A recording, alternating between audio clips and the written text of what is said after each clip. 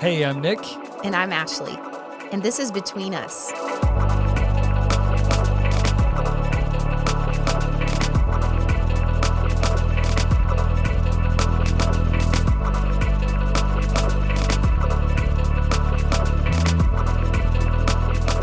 Okay, so you were messaging me this morning while I was at work. You were at home and getting the kids ready for school, and you were telling me about the dream you had last night. Yeah, it was kind of wild. I haven't had a dream in a long time, and I don't dream very often. And so this one was a little intense. So I was in the dream, I was back in the home that I grew up in, and I was in the back bedroom of the house. There was nothing in the room, but the room was illuminated. You could see the sunbeams coming in, and it was empty, but it was just full of light. And then people started walking around. I didn't really recognize anybody, but then my grandmother came around the corner, and she looked so radiant and beautiful. She's passed away, but she just looked in her prime. Yeah. She was smiling. She had her handbag on her shoulder.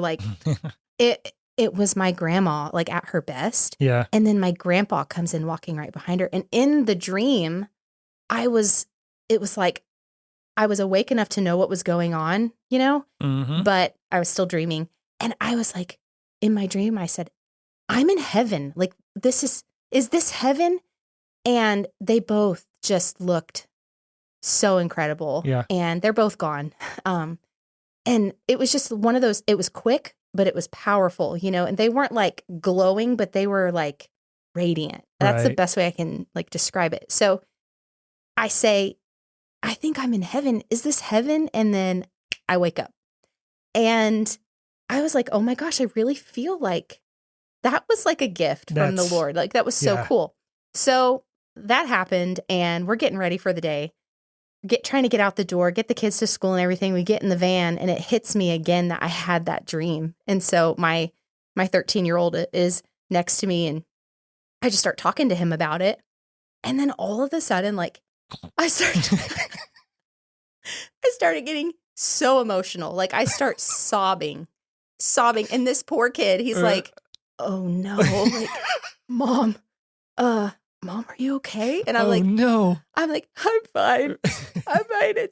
I'm not. And then I started apologizing. I'm I'm so sorry. And he's just kind of sitting there. He's staying so calm, but also he's probably so uncomfortable. I could see him right now. Just I'm trying to go to school, Mom. Right. What are we trying what's going on? I'm can you get me a napkin out of the glove box? I was snotting. It was not good. It was so, anyway, we're driving to school, and I finally get my composure. And it's just probably just a minute or so later, and he looks over at me. He's like, hey, Mom, you think we could get pizza on Saturday?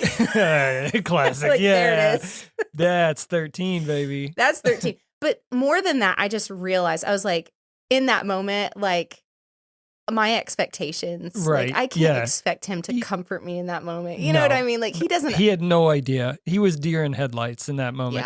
Yeah. But I mean, one thing that's nice about him is he is he's aware. He is. It's the difference between being emotionally aware and emotionally intelligent.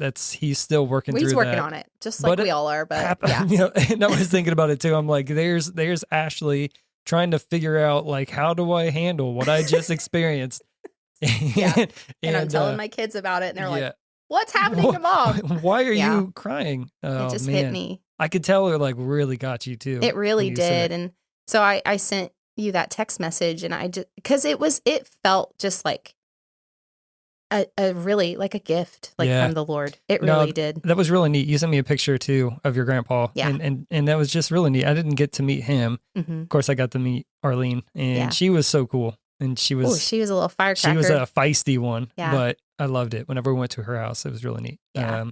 But I knew that it affected you a lot. But then when you told me how our 13-year-old reacted, that made me so, I don't know, awkwardly proud. And also of course you had to deal with that this morning. That's He's awesome. a sweet boy. He is so absolutely. kind. And he didn't make me feel uncomfortable or anything. But I could tell in that moment, my awareness was, I know I'm crying right now. Right. But this is real life. Yeah.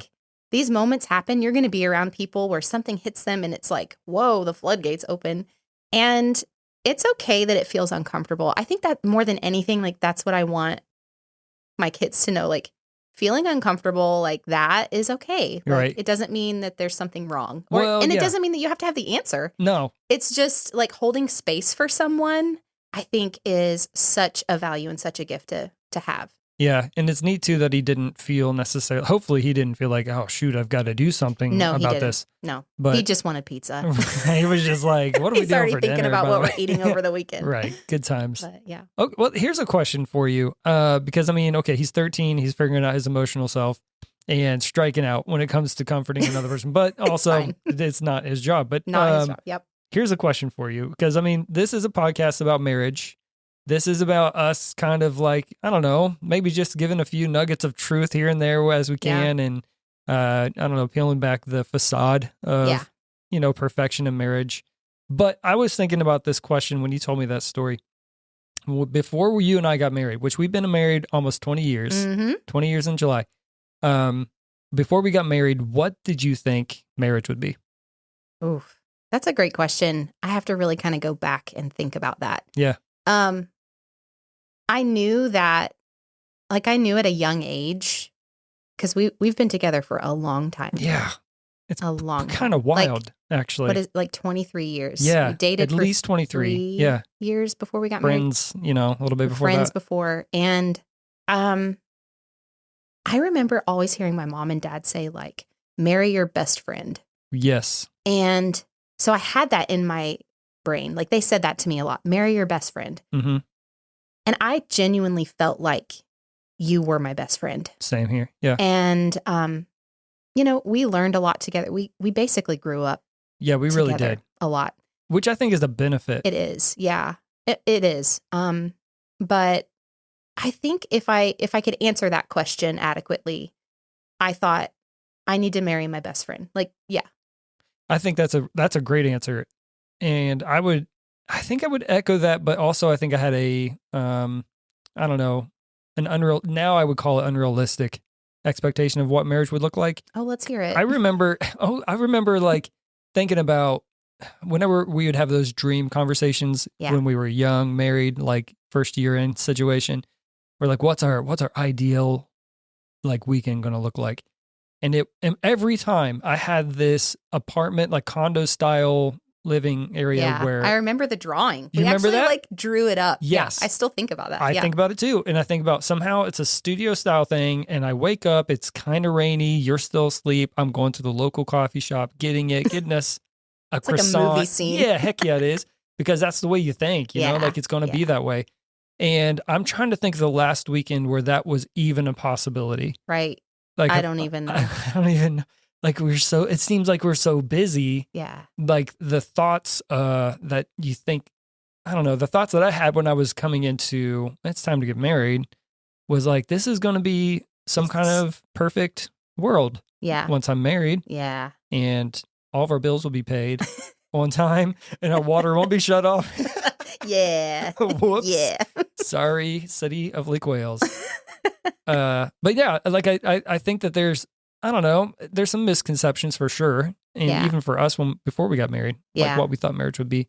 But now that we've been married for almost 20 years, do you like it? Are you still cool? Do you like are you still cool with with me? Because you know what I mean? I think that's one thing that I still like. Okay, guys, we're obviously recording this, but I enjoy life. You know, being your husband and you being my wife, like it's great. Yeah, I do. I do like being married. And like you said, you grow in it, right? Like you don't have it all figured out. You think you know things. Yeah. But then you realize, wow, I actually don't know anything. No. But the gift, I think, for us was that we had a genuine friendship and we just continued to build on that friendship. And so, I mean, like even now, I think about, okay, for example, when I have a crazy dream of heaven, who do I text? Like, right. That's you. True. Yeah. That's like I enjoy, has it been hard? Yes, we've had hard seasons. We've gone through things like, but I think the biggest thing is just the commitment that we've made. And For so sure. that, we just, that's kind of been the foundation where we just keep coming back to that, that commitment. But I mean, yeah, I enjoy being married to you. Yeah, well, I'm glad you said so. This Set would that be up really awkward. this would be a crazy. What if she said no? Yeah, where would we go with this? That would be another podcast. Yeah, yeah, we'd be true. inviting a therapist into Right. the room. Yeah, you would get a peek into that.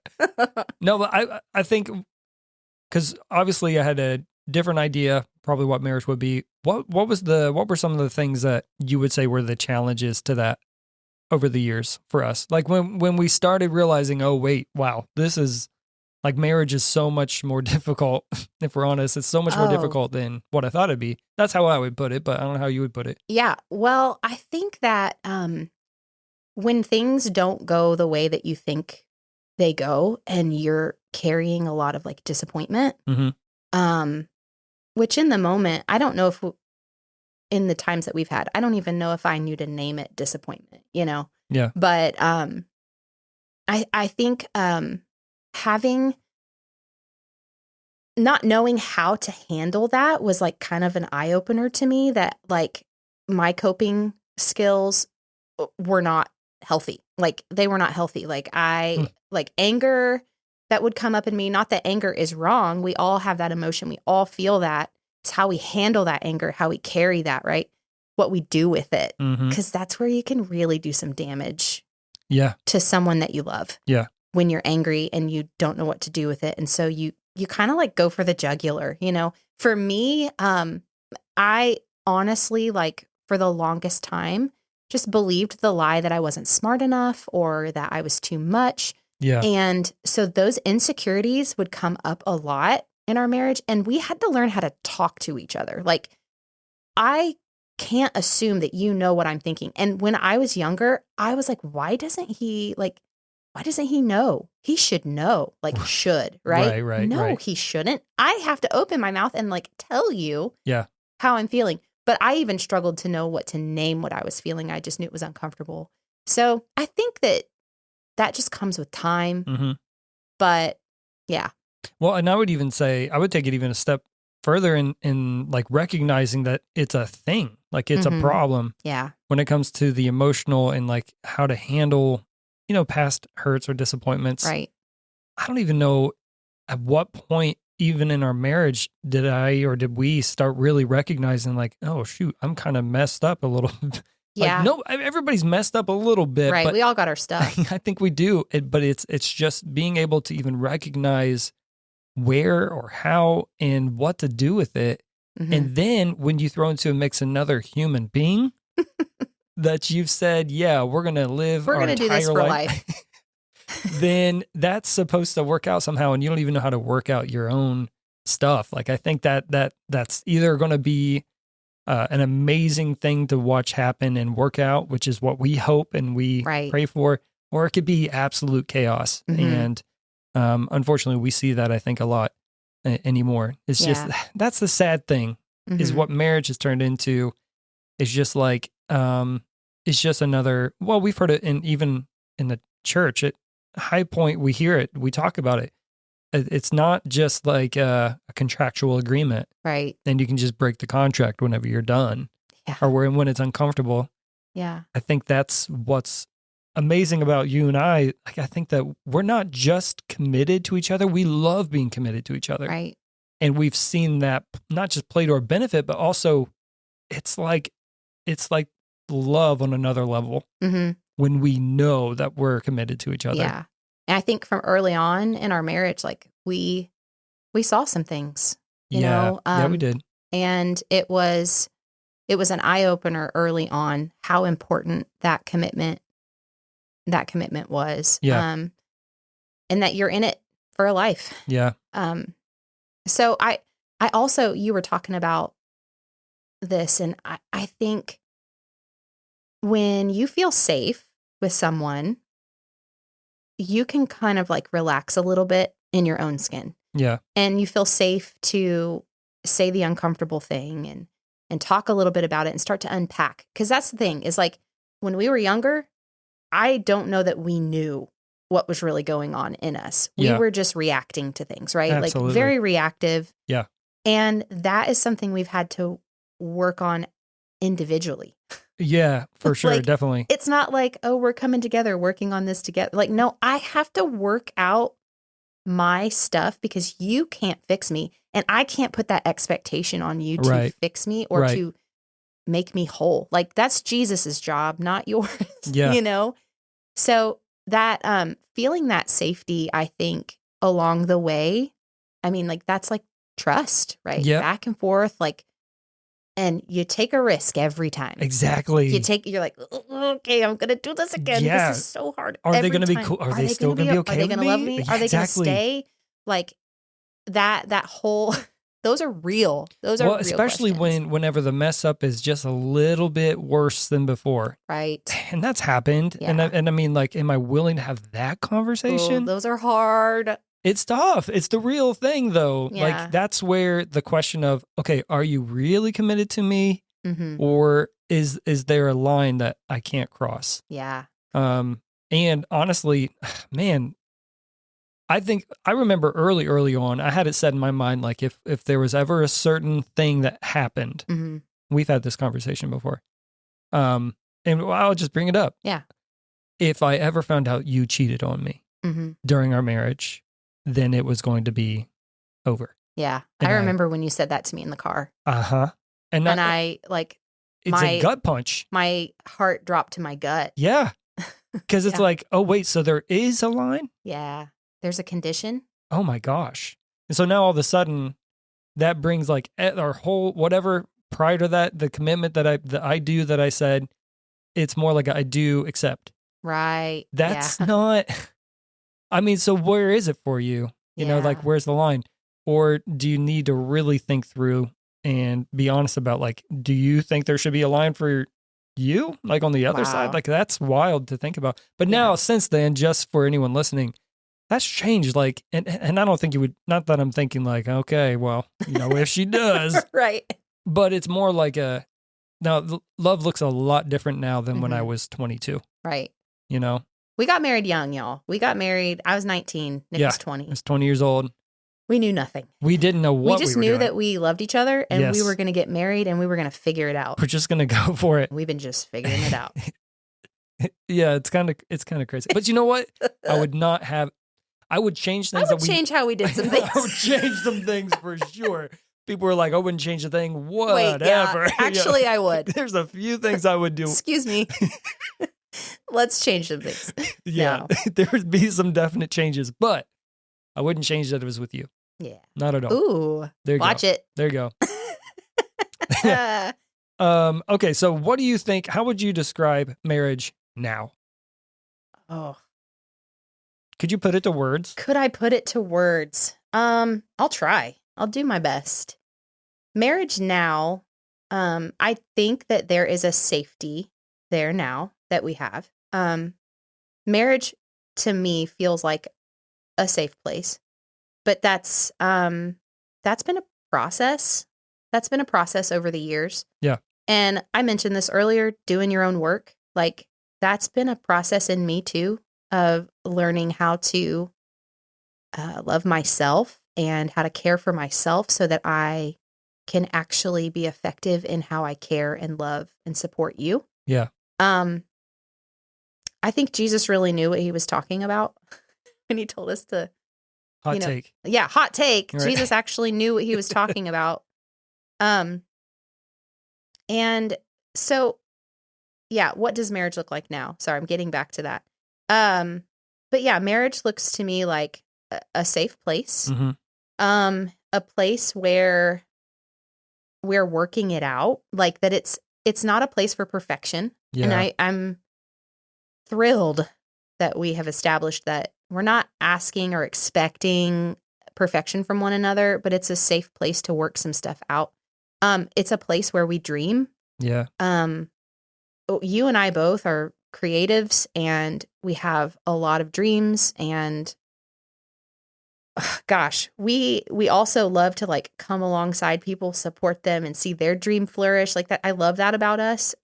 But I love that we're kind of getting back to that place where we're dreaming again too. Yeah. And it's a place where God is refining us. Like, right. And I'm not trying to like sound over spiritual about it, but like truly marriage is a refining place in a Christian's life. Right. If you allow it to be. And I feel like that's true for me and true for us. So yeah, that's how I would describe marriage now. Yeah. It's also like the pressure is off, right? Like I think the older we get, the more we're just like, hey, you know what? It's okay. You're good. Yeah. You're good. I'm good. We're good. Are you good? Let's go. Nice little eye contact. You cool? You cool? Yeah. Yeah. It's getting better with pressure's off. The pressure's gone. Well, and it's gone because I think we've established what marriage is. Yeah. I think at least. I don't know. We're trying. I mean, 20 years almost of this. And I would say. Which is, it's weird. That's weird to say out loud. I know. Because I don't feel like. Nah. I should be. Nah. This old. I'm not. I am. We're both the youngest. We are. We're both the youngest in our. Yeah, we're the babies. We're the babies. So we don't feel like we don't feel like we always are the youngest ones in the room. But we're not anymore. But we're not. No mas. I would, if there's one way I could describe marriage, it is commitment. Yeah. And you and I've talked about this before, but I think the older I get, the more I think love and commitment are the same word. Ooh. Because the fact, there's been so many nights where we'll be just laying down and, having our conversations that we get to have whenever the other one's not too tired. Yeah, the few moments that we get. Right. And we'll just look at each other and it will hit me. And it's like, isn't it great to know that it's me and you? Yeah. And that's what marriage is. It's me and it's you. Yep. And we are both committed to each other. We're both committed to Christ. And we know that about each other. Yeah. And we're on the same, we're headed in the right, we're headed in the same direction together. That's right. what I meant to say. No, but that's right. And that is the right direction. As long as it's you and me and we're doing our best, we're putting our best foot forward, we're taking care of our kids, we're taking care of each other and ourselves, and we're pursuing, with prayer and consideration. Right. Okay, what's next? And being willing to just pause and say, hey, can I get a redo on that? Yeah, course correct. Sorry about that course correction. Totally. Right. Yeah. It doesn't break the commitment. It just, it changes, maybe what the day looks like or the next conversation. Sometimes it really does change what the day looks like. My goodness. Yeah. Take this course correction. Yes. You're like, oh no. Sheesh. Yeah. Sometimes it happens. It's just how it is. So I guess the last part of maybe this kind of question is, where do you think we still struggle? I mean, this is bird's eye view. Do you mind? Can we talk about this? Sure. This is really why we're here. This is your intervention. What do we still struggle with? I think we do struggle to stay connected. There are times, and we are in a busy season of life. Yeah. With our kids, our kids are getting involved in extra things. Which we have 4 children. We have 4 kids, and they range from 13 to almost 4. Yeah, well, that's fair. And it is full. And I sometimes think that we struggle with making time for one another. Yeah. Because we're both very independent, which I love that about us. But at the same time, we can just keep going, doing the thing, passing by, that's just very real. I think that's something that we still struggle with. Yeah, I think you're right. It's just the connection points, that. But I think earlier you mentioned how we're both dreamers. I think that could be. That's also a struggle sometimes. Yeah. I don't think it's a bad thing. It's not a bad thing, but I think you and I are, we are go-getters. We can be go-getters. Well, it's like, you know how people are always like, squirrel. We're like, squirrel, let's chase it. Let's now kill it. Now let's make a full-blown meal and invite everyone over. And then we'll do this every weekend. Do you want to do it every weekend? It is exhausting. It gets tiring. And then sometimes you throw kids in the mix. Now we're parenting. Well, overstimulated. Yeah. And we're just trying to figure things out. Yeah. So all of that together, life life throws a lot of things at you. Yeah. And that's really the test of commitment. Yeah. If you really want to think of it, that's how I'll say it right now because it sounds right. But okay. I mean, life is a test of commitment when it comes to marriage. So, yeah, the struggle is whatever life's thrown at us. Right. Yeah. Yeah. Right now, it's like, man, it feels like we're so busy. I think it's time right now. But I love this, by the way. Well, this is really cool.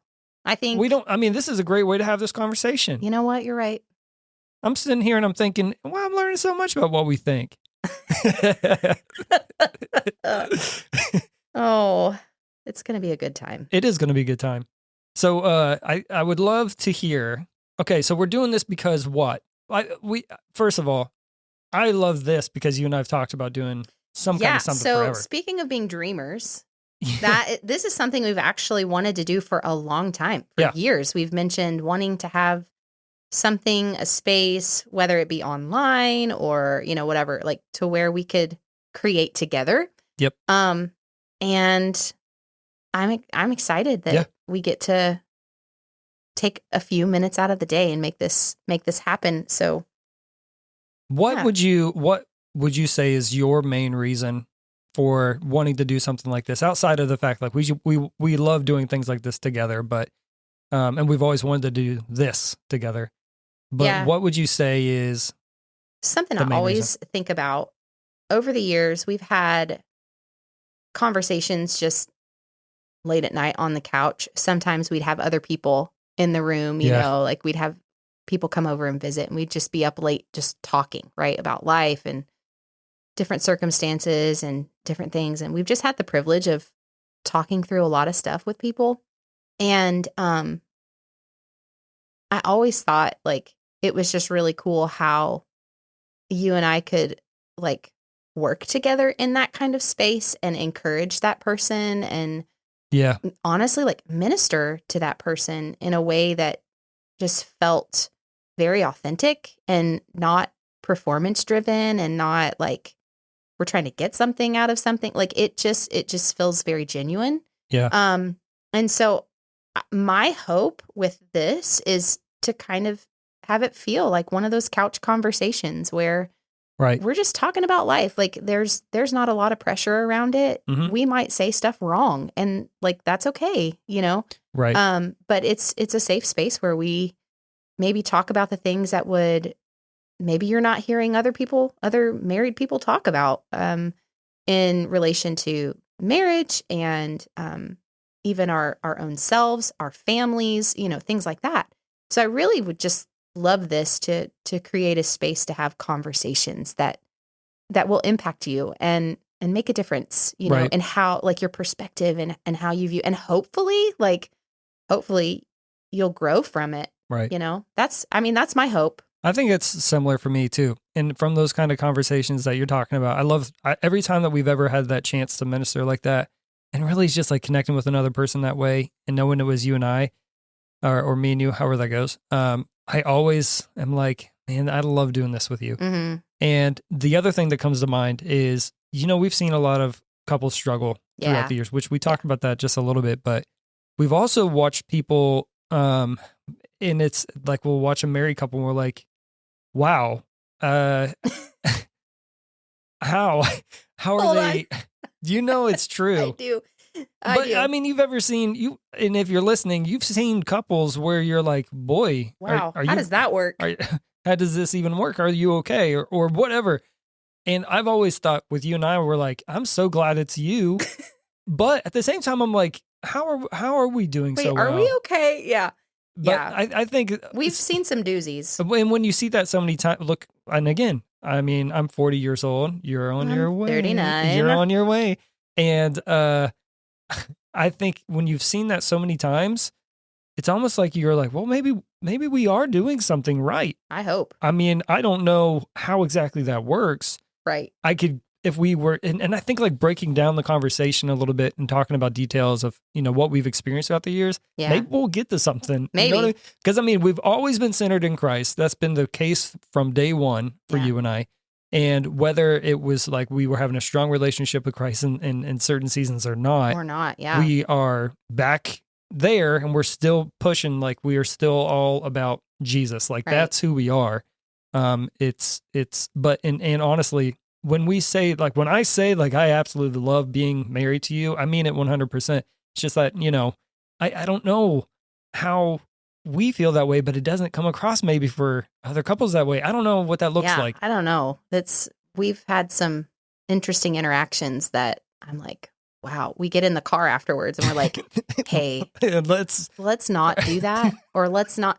I remember one time, I'm not going to get into any specifics here, but I remember we got in the car after being with a couple and you looked at me and you were like, please don't ever talk to me like that. Yeah. Don't ever talk to me like that. And I was like, ooh, yeah, that was rough. Right. It matters. Doozies. Hey, words hurt. Stop. Okay, you have a segment for us. Okay, rapid fire. Oh boy. This is how we're going to close. I'm not today. good at this. We're going to listen. Go ahead. I'm You're in. going to be fine. Rapid fire. Okay. One thing you would tell your younger self.